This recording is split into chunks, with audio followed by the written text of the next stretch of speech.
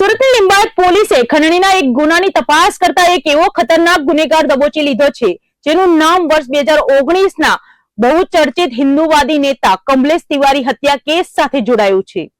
લિંબાયત પોલીસે યુસુફ પઠાણ અને તેના સાગરીત ઇરફાનની ખંડણીના ગુનામાં ધરપકડ કરી છે।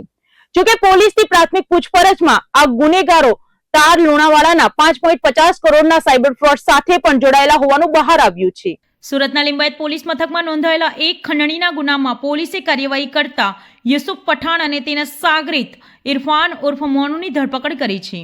આ બંને શખ્સો પર એક ફરિયાદી પાસેથી કાર અને રોકડા 7 લાખ રૂપિયાની ખંડણી વસૂલી હોવાના ગંભીર આરોપ છે।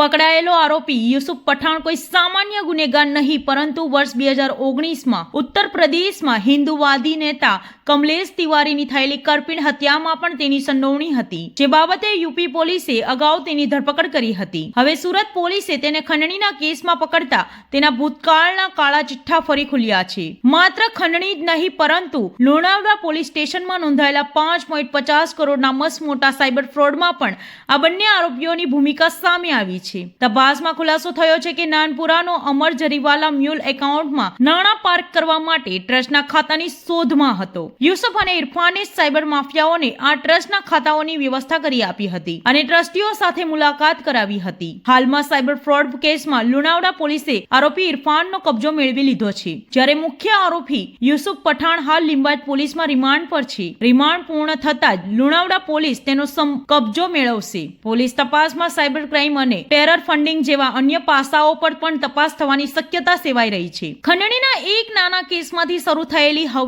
તપાસ હવે દેશવ્યાપી સાયબર ફ્રોડ અને જૂના હત્યા કેસ સુધી પહોંચી છે। પોલીસ હવે એ તપાસ કરી રહી છે કે આ નેટવર્ક કેટલું ઊંડું છે અને તેમાં અન્ય કેટલા સફેદ પોસ્ટ લોકો સામેલ છે।